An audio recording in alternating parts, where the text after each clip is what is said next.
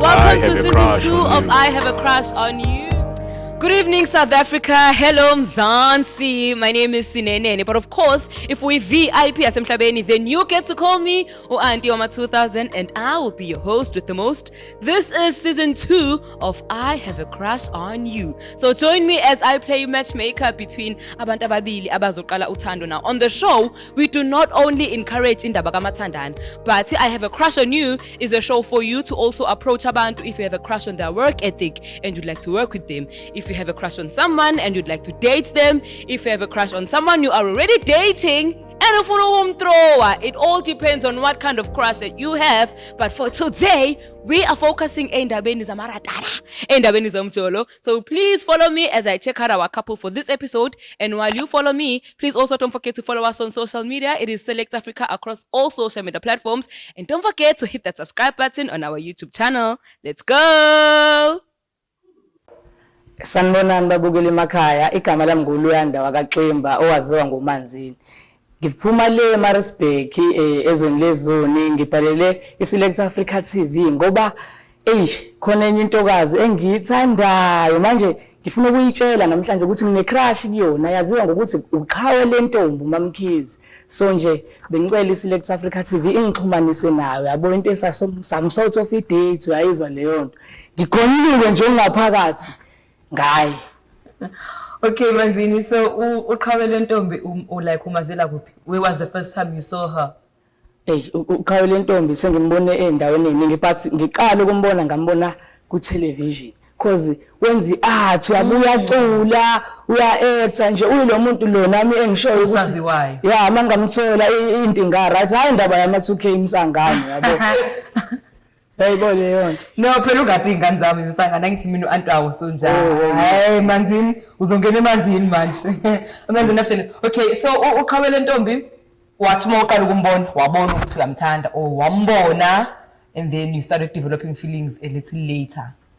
Yeah, nanokuthi indaba ama feelings isisele emuva manje yabo usubuya what's right, uyayibona leyo nto ngibonile mina ukuthi nje yeah ngaphandle ukuthi ama feelings siwabona late ngoba ama feelings sihamba nangawo uma sama 2K asenzakaliswa, uyayibona leyo ama 2K agilile nje sekumele manje ufocus kuloko oku right ngenzeka ngenze art so niyamesha nje into engikhulumisa. So ama 2K yakwenzeni, siyabuya kwiQhawelentombi so focus kulona manje ama 2K yakwenzani? Yabo mangathiwa ngiyaqala ngiyachaza lento engayenzwa i2K lase Maritzburg but I understand isibhedlela esikhulu seyinhlanya la Maritzburg kodwa ungatshela Maritzburg bendawo lephuzo olidakanayo leyana yona indawo yomathandana. Ingakho sengisuka ngiza la eThekwini ngizofuna uthando la eThekwini ngoba ngibonile ukuthi Maritzburg is not good for me. Okay, so i2K ngathi ngiphethe u700 so mokugcina ngithi ngiyolikhipha uma ngitshela ukuthi thenga amajezi mntana miyangena ubusika.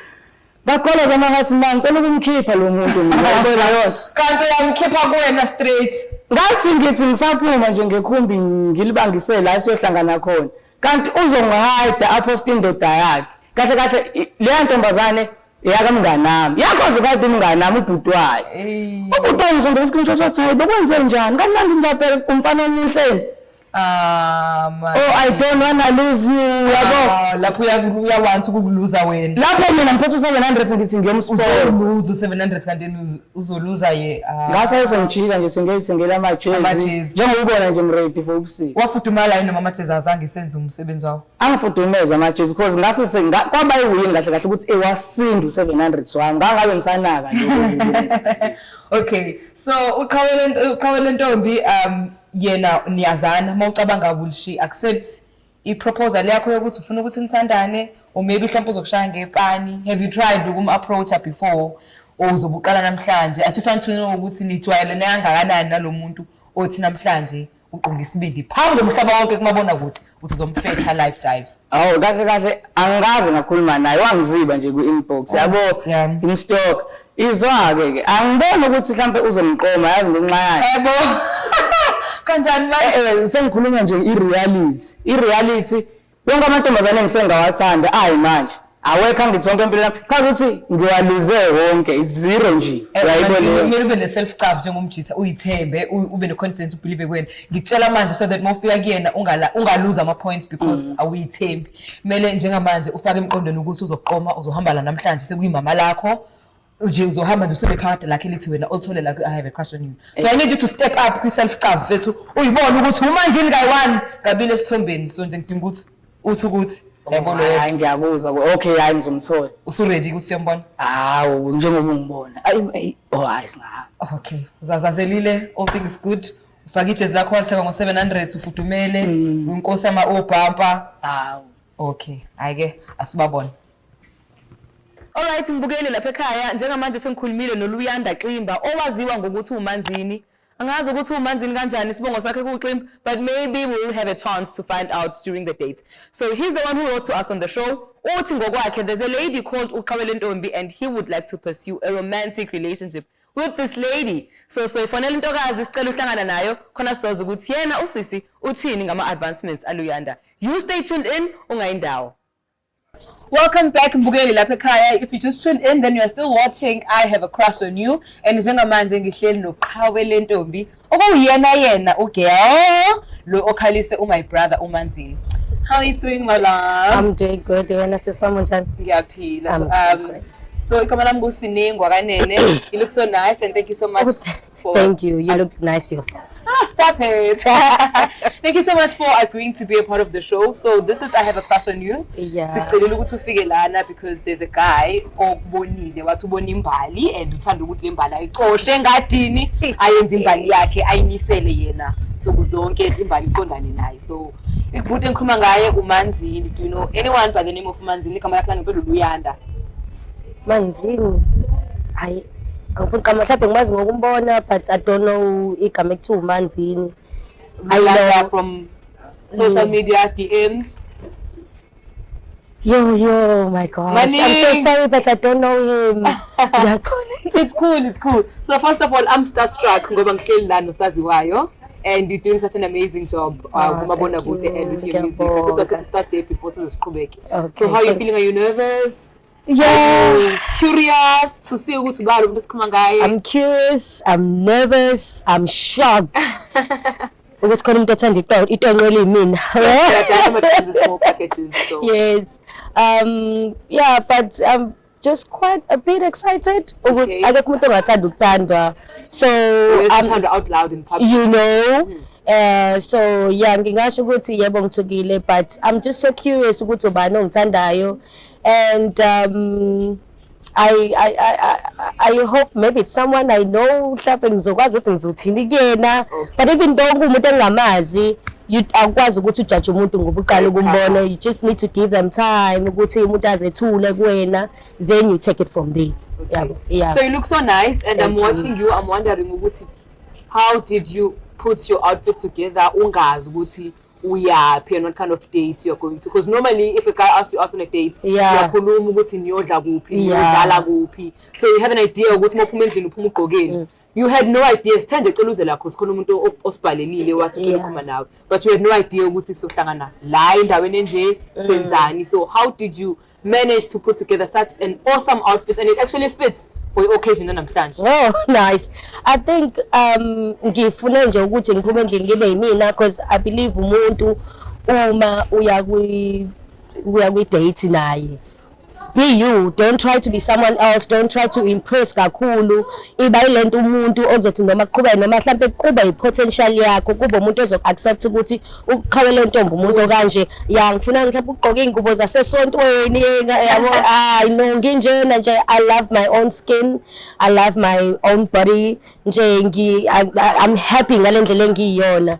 I'm also happy ngale ndlela and I'm so nice about happy. I hope so. Kodwa ngeke ngibe crush. No, I do not know. I'll bring him out just now. So but I just want to find out, are you in a relationship or you being here, are you open to trying out a relationship nalo muntu esikulethele ukuthi uzombona? Because I think mhlambe kungaba angifuna ukuthi pointless but kungaba ne problem ukuthi nje bula you are in a relationship or you are not in a space so ukuthi ungakufuna ukuzama relationship entsha because njengoba yena ekulethela he's very intentional about why he's brought you here. Ushilo ukuthi crush yakhe and engathanda ukuthi niphesiwe umjolo nje wangempela akazi ngama games akazi ukuzodlala. So I just want to find out from you ukuthi wena in that regard umi kanjani?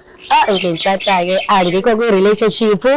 I'm not in a relationship and ngingasho nami ngithi I'm looking because I was in a relationship, a long-term relationship, but kwangahamba kahle, you know, siba nama ups and downs. You can spend 5 years, 10 years with umuntu, if you don't click, unclicky. So I just told myself ukuthi azukuthini, let me just end things ngiqale afresh yabo. Mhlambe ufike at the right time. Ime ukuthi mhlambe uyena, we don't know me. Okay, Lelele, I'm about to bring out uManzini njengamanje. I'm super shocked and a little disappointed ukuthi generation yethu sibahle barashimanga sibuya ngokuzolala. Angibali ke mina kulabantu abashimile. Omuhle naye handsome and nobabili ngisho DJ Shims akashimanga kanje. Mina namashishi. Yazi ngoma etidlala ngamashishi. So as DJ Shims abama babili abashimile, I'm going to bring them together and hopefully it goes well. Are you ready? Yeah, I'm ready. I have a crush on you. Ayike yalenda ake big league. Sawubona. Yebo njani. Yazi angikho comfortable la imali. Yaphila wena? Ngiyaphila, wena right? Hayi nami ngiyaphila. Wena stock. Angisona stock ngicrash. Ngiyadlala. Hayibo yimini ocrash wena uthi wena icrash yami. Hayibo leyo nto. Okay. Shothi ngibhalele iSelect Africa TV la yabo. Ngoba manje ngibonile ukuthi kade ngilenge DM wena uloko umzimba. Khona nenye nje umjitho njalo wena uyamphendula me comment la ngani noma niyajola enginayo. Yabo. Manje mina ngiyakhomenta ngoheart, hawo mina ngiyazitsha ureact ngisho nani ngoheart ku message amakhomisa ukuthi bandlu uyangibona. Okay, asiqale la. Wathini ku-DM? Mhlawumbe iyona inkinga eyaba khona. Ngasho ngathi hayi hello it's me Manzini. Inkinga yini lapho? Manje mina ngizothini go hello yazi wena bangibathelayo ngosuku bangaki. Soba niluyanda. Uluyanda Manzini ucimba ku Facebook yebo. Ngicela ukuthi lo ukuze sizosheshe kubamba. Yabo lo mhlawumbe kwi-inbox angazi bangabantu abasendo hello hlalo tabeni yebo inkinga. Imali manje befuna ukuthi mina ngivele ngithi sawubona ngiyakufuna asijole. Cha phela ukuyibika nje nawe njengensizwa lento mhlawumbe ukade ungayisho lapho ungayisho ku-DM mhlawumbe you would have led somewhere. Hawu ngekade ngikade ngiqopha amantombazane mina ngishela ku-DM. Mina ngifuna ukuthi hello can we hook up yabo njengabelungu nje isilungu mfethu manje. Okay yazi ukuthi before siqhubeka ngicela uqhubele lezo yibuko because angikwazi noma uqamba manga lezi zinto ezisho noma uthini. Khona uphenyana eThekwini. Uyayiqhubeka uyiqoqe. Okay phela. Okay cela siqale lana ke lo. Angithi you have a crush on me. Yeah. Okay. I appreciate that. But ngifuna ukwazi ukuthi ubani wenzani because you already know me but mina ngikwazi. But ngicela nje ukuthi ungethulele nje ukuthi ubani uphumaphi wazalwapi uneminyaka emingaki you know nje just to get okay mina igama la awulik sikistingo sokulisho ngoba seyalazi ngiphuma eMaritzburg mina yabo ngineminyaka ewu23.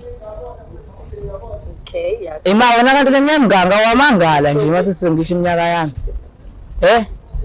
ngina 32 wena 32 na Hayibo Jesu Christ yena kanti ubucazi nemnyamganga ngithi wena we2K leli lokuqala mhlawumbe 2099. But I know you're not the first one. Abantu abaningi vele njengoba ngiyitonqo nje. Ngathi ngimncane. Kodwa ke phela sikho ke lapha ngithi. Ngifuna ukwazi nje wena ukuthi ke okay yini eyenza ukuthi ubone ukuthi mhlambe kukhona okungenzeka between mina nawe yini lo ithande kangaka kumina. Angikwazi kahle ayibo unceze. Into engithandile ukuthi wena yabo wenza izinto zenzeke yabo uyapushing uyayizwa leyo ayi manje mina bengidlala ama2K mfethu kona yabo nje le group lo group ayangiyuze kakhulu mina ama2K mfethu ngeke ngisale ngichaza ngiba mude la angifuni ukuhamba sengishayiwe la bathi ngibonile kodwa ukuthi mina nama2K asihlangananga mina mhlawumbe into engiyibonile ukuthi yini laba ngahambisana nama2K ngibe ngiyilona i2K Futhi mina nginabantu abadala yabo ngangenomkhulu manje umkhulu umdala so nabantu abadala kushuthi ngisabantu abadala sokuthuna ke siyafanelana Okay manje asimela ngiyakubona umfana ukhulekile anomkhuleka kakhulu kwaze kweqa yini Hawe ma. Wazwangiphoxa bo. Hayi no ngikuphi ngiyaxolisa wema ukuthi yazi ngumuntu ethi umekhuluma ngimane nje ngibeke into njengoba injalo. I think nalento ihlapile imaze ukuthi ngi-storyteller ngumqoqo wendaba nje. So ngiyayi-analyze into before yayibona leyo nto. Nje ngiyabona uclean une-vibe right. Njengoba ubona nje. Yeah nje angifuni ukuqamba amanga bandla you have that good vibe. Kodwa manje into engakayitholi ukuthi ime ngase kuthiwa mina ngiba kwi-relationship, what can you offer? What can you offer? Imaka asiqale cela understand. Okay. Mina amantombazana ayangixaka yazi. Afike afuna kube thina esincenge ngawona.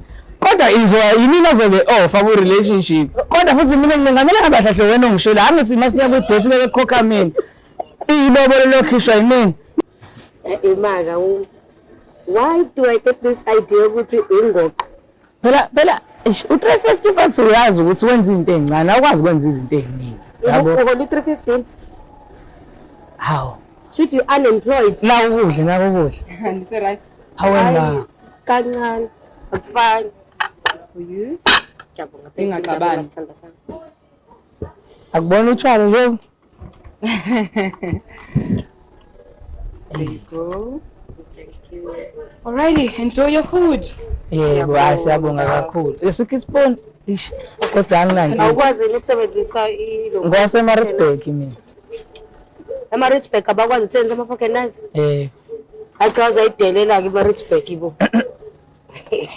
Hayibo. Hey. Udla ngesandla? No. Are you serious? Eish. Ibanjwa Umese ngaka right, ifoni ngaka left. Yebo ngiyabonga. Yabo ukuthi uthandaza? Mina ngithandaza mina ngaphandle kokuthi ngilo angithandaza yazi ngobani. I feel like uJesu sesicela into eziningi kuyena. Right leyo nto. Khona izinto engamele uyithandazele, khona nemele uyithandazele. Even kudala bethandazela imvula kuphela amasingane, bebengathandazeli nanoma yini. Okay, imali mntwana. Hayi ukuthi ngiyaphoxa le.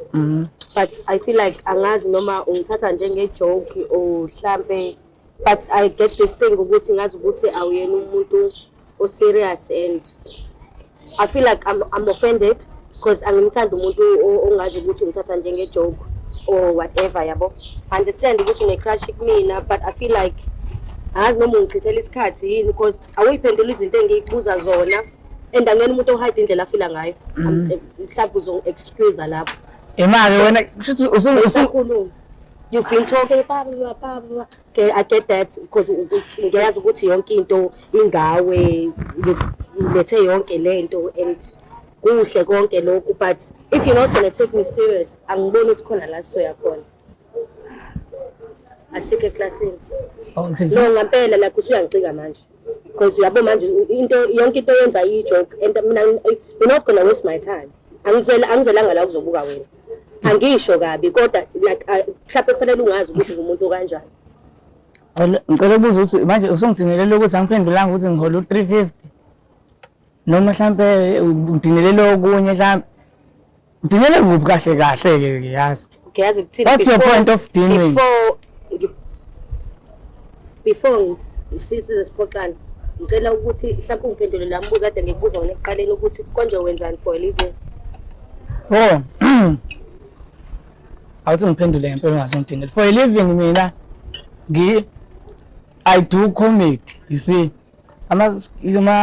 Also skits video go YouTube yabo nje. Yeah, for a living. Mase ukuthi you're doing this for my followers. I'm not doing this for followers, but I'm serious here. Angikwazi ukuthi ngisuke eMaritzburg for followers ngize lethe ngiyazi ukuthi ikhumbe suke eMaritzburg imalini cabanga u80 plus no 20 rand lengisuke ngayo khanje 100 rand lokhu 350 already 100 awusekho sekusela 250 singenze nje for followers. Manje uyakhala ngalo 80 rand osengawo la. Hayibo 80 rand imali yazi ukuthi 80 rand ukuthi ngikhulu kangakanani kanti nomaka sikhathi singena ku relationship imali mhlawumbe ngiyokwazi ukuthi ngikhiphe ngayo nje eyokwanelisa nina afford. Serious angisho kabi sakala ngo 350 sakala ngo 80 rand okugibela mina ngize nge-taxi fala yini taxi fala usuka le kaMashi. ayikunzima ngithi ama-2K anzima uyacabanga ngibalekele wona anganothi ni 65 ngibuzilwa ngangiphendula Ayikusakude la phambili. ama-2K anzima ngiyaweka ama-2K ngithi sengiyakunini Akwenzana ama-2K yazi lokho ufike 2K akwenzana ama-2K. la Angitshele nge-previous relationship yakho before nje size sifike la. Tell me about your previous relationship. Yini enza ukuthi nihlukane nomuntu owadusanana naye? Previous relationship kwakuyilona futhi 2K yes so mina ngalilinda alifunda isikole cabanga ngifunda ugrade 10 i2K labantu lathi hayi ngilinde ngize ngiqede mase ngiyavalelwa ekhaya so kwazi ukuthi sibonane kahle sengiqede isikole hayi kwa right kwanje ya then umuntu mase seqede isikole useyobona abangcono eRes usiyangihide kuyi-status mina usengibuza ukuthi what are your goals 5-year goals kade ngangibuza sonke lesikhathi oyazi ngithi uthi anginawo ama goals mina indaba engibuza ngoba seRes ngitshela ukuthi wena unama goals. Nginawo ama-goals but anginawo phela like 5 years ngazi ngani uzingeke ngisaphila nanokuthi mina ngiwumuntu obonga kakhulu impilo yabo noma ngithandaza ngibonga impilo mina ngileke ngicela uNkulunkulu asidle mfethu Okay, imaki. Yo, this is training. I don't wanna lie.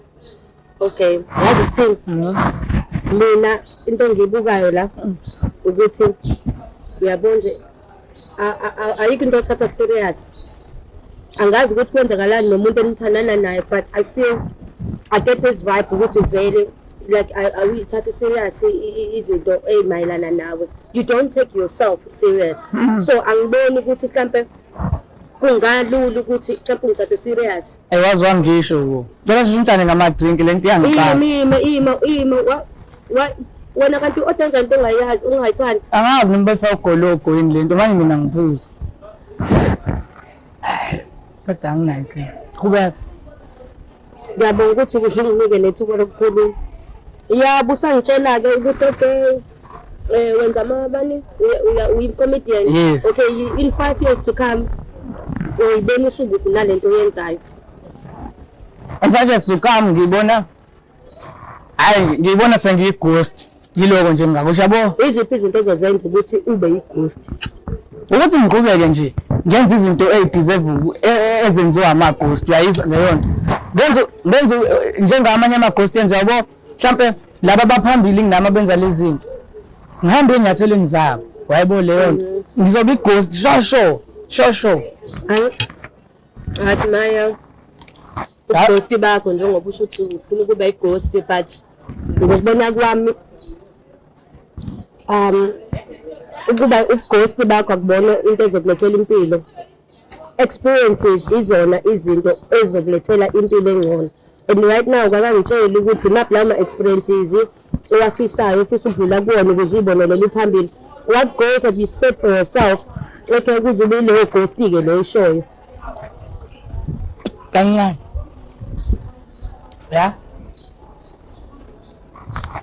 yabo mina into esengiyibonile ukuthi amantombazane mfethu hayi ngeke they are not for me. Hayi kanti ufunani la? Naku nje ngitsho zona uzoba i-PC yami but right now ngibuza ama-goals lawo engabalekiswa wona kwi-previous relationship yami. Ngeke izwaneke la. Akunani abantu batshele yonke into so work hard in silence let the success make noise. Angihlangani nevila bandla. Angiboni ivila mina ama-goals is just that are invisible. You see now buka yabo nje ngimuhla nje ngigqoke ibuko Uthe muhle. hawu Une impaka mingaka. Na impolo. Yo. Ghost. okay yazi yabukudla inyama lo ngagcina athi asihambe siyeladini cabanga Pepe? eladini Eladini. that was the last time ngidla inyama phela mina ngibona ukuthi ngisho ukuthi nabantu abadala ngibuye ngihambe nezangu umthothi siyogida yabo noma siyofaka igala Isangoma. sofaka ngisayithwasa Uyithwasa? Uthe uyithwasa?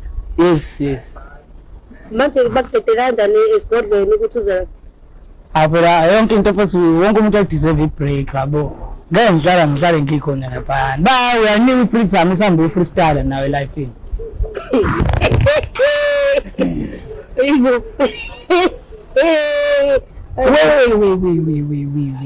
Wephuzelani manje ile khunja yami? Phuza utshwala. Wakhona utshwala lo. Inde. Sparkling. Cha ima kodwa ucelanga umane wayithatha, why you do that? Awufuna sinta eyodwa nje lana. Okwami kwami. Sinta eyodwa You nje. don't have manners though. Awucabange sesishadile ke kumele ngicela Mina ukuthi ngishada wena. kwazi kwabuhlungu kodwa ukuzwa lokho. Wazwa isho ngendlela intense bo. Hayi kodwa cha ipride unaqala uthi umuhle. Uzoshada wena. Kanjani? Yo hayi ngeke mfana hayi. Hayi. Lisa right? Yebo. Ngibona ngathi imoya iphezulu and ngicela kahle ukuthi ningaxabani. Yazi Kwenzenjani? kune misunderstanding la. Yeah. Kusho mina my previous relationship babe ngibuza amagoli yabo kuthiwa ufuna uba yini empilweni yabo leso sicefe leso. Ngaphuma kule relationship mangifika la ngibuza same thing. Okay, but ufuna ukwazi ukuthi empilweni where are you headed so that she can know ukuthi are you worth investing in and maybe I check ukuthi are you not going to be wasting a time. Uma kanti ngi-investment umjoli investment. Yabo siswami. Investment. Into engicasulayo ukuthi okay I appreciate ukuthi ugayi ngicrush yakhe na yonke leyo nto, but I feel like yonke into lela it's about him and mina I don't like that and umuntu ongakufihli ukuthi how I feel. Okay. I feel like he's wasting my time. Okay. And I feel like uyayazi into ayifunayo and I'm not that person. Hawu Nkosi yami. Ngisakhuluma. And I don't appreciate umuntu ongichithela isikhathi sami. I respect you and I respect everything Elana and I appreciate it. But if we if you don't click, you don't click. Understand? So you feel like you guys are not clicking because he's making everything about him. Exactly. Everything to him He's is a not joke. answering things I'm asking him. Ucike ukuthi ngithe ungibuza ukuthi 350 ngiyahola kangapi. Uyahola yini? Hayi ngeke ngiphendule still. Azange ngiphendule kwalo mbuzo because everything emengimbuza akangiphenduli. Ngazi yonke into iyijoke nje. So basically nje banila you don't know anything about this man because he hasn't answered a single Exactly. thing. Akangiphenduli. Manzini uzongena kanjani enganeni ungafuni uku-open up about impilo yakho? Hayi kunzima futhi yabona izinto zomjolo mina ngazi mfethu udingani. Ngiye kumjolo. Yeka buti. Okay. So seeing that you guys are not really clicking, what is the plan going forward? Manzini, usisi ufila ngathi umushela isikhathi wena ngoba usuyazi ukuthi ufila kanjani. What do you plan to do uzulungise lokho? Mina into engiyibonayo yabo njengoba uthi awungifuni. Angikaze ngisho ukuthi angifuni. Okay. Faka amazwi. Njengoba uvele ungakho interested ungakho attracted kumina uthi ngiyijoke. Yindaba ke mhlawumbe at least ke singa mawukuthi asibi kwi relationship because vele amathemba u0%. At least ke mhlawumbe asizwane mhlawumbe sisebenzisana because mina ngimtshelile usisi ukuthi into engiyithanda kakhulu is your work ethic. Work ethic. Yes. So wena ufuna ukuthi abe intombi yakho noma abe ipartner yakho in business. Yini oyithandayo uyena uqobo lwakhe because to me you said you're looking for a relationship. But I also want to acknowledge what you did say, you work ethic yakhe uyayithanda. So for you, which especially seeing that now, seniyaqabana and ngisho kahle ukuthi ningaxabani. Yebo, ngicela ukuyichaza lento ika2. Angithi nami ngifuna intombi engiyithandayo. Futhi ngifuna umuntu esosebenzisana naye. Anginaye ufuna indoda kodwa futhi ufuna umuntu onemali azokuthela. Ushilo nje ukuthi yi-investment ini. Okay, calm down. Phuzana ama drinks, nehlisa umoya. Qala ngani ukubona abantu abadlayo abakwatile futhi supposed to be making you. I appreciate ukuthi uya ahlamba leyo kusebenza. I like it. I appreciate abantu who see the best in me and I see the best in them. So since kukhona umsebenzi awenzayo, I would look into it.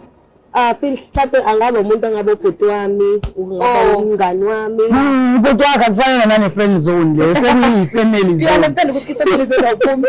Cabanga. Okay, listen. Mlaleli, you are still watching I Have a Crush on You and it seems like we date here we're having trouble. There's trouble in paradise. So Uluyanda has a crush on you. What is your response to his crush on you? Because I need us to kind of finalize ukuthi senza njani ngento yenu. So usushilo ukuthi ufila kanjani. Now it's her chance to express ukuthi is she accepting the proposal yakho to be in a relationship or not? He has a crush on you. What's your response to his crush? Okay, uNyanda, firstly because angifuna abantu bahambe nento wrong. Angibathanda abantu abanamali. Okay. I am a very simple person. I appreciate into engitholayo. What you do for me, I do for you. Secondly, he's attractive. I don't want to lie. He's a handsome guy. How's it attractive? Umuhle indaba manje. Okay, you can continue. Okay, he's attractive and I feel like he's a great guy and he's got a potential. It's good to call in Dianzai. Abanye abantu they sit down and not do anything. Okay. And I would appreciate ukubona umsebenzi wakhe because ngeke ngimjudge ngokumbona meseke angisa yabo. And nami since ngumuntu osebenza ngeart nayo sebenza ngeart, mhlawumbe kukhona esingakwenza going forward. But as for being on a date, a second date or whatever, I feel like nah, but I appreciate him and I don't hate him and I'm not offended by him. Just felt like bekufanele uqondise gwegwe there and there yabo. But ngiyaappreciate futhi yonke lento ayenzile akwenze kumina mhlawumbe angaphinda akwenze komunye, but for me nah, It's a no. it's a no. Okay, thank you so much, uQhawelentombi. We appreciate your time. It's unfortunate ukuthi Luyanda awusukumanga nemama la. I'm always on the losing side. And Ushilo before we met you ukuthi ngeke uzumkome. And I was like, no, fuck yourself, stop, ube no confidence.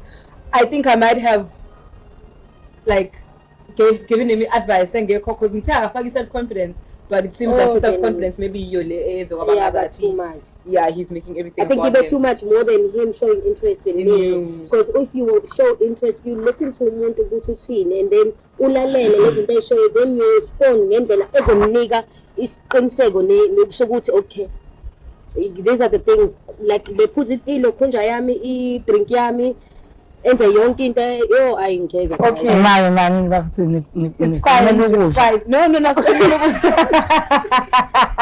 It's not about that. But if let omunye umuntu ehlonipha into ayishoyo. You know what? It's cool. I've lost hope in both of you, and it's okay, man. It's not the end of the world or whatever.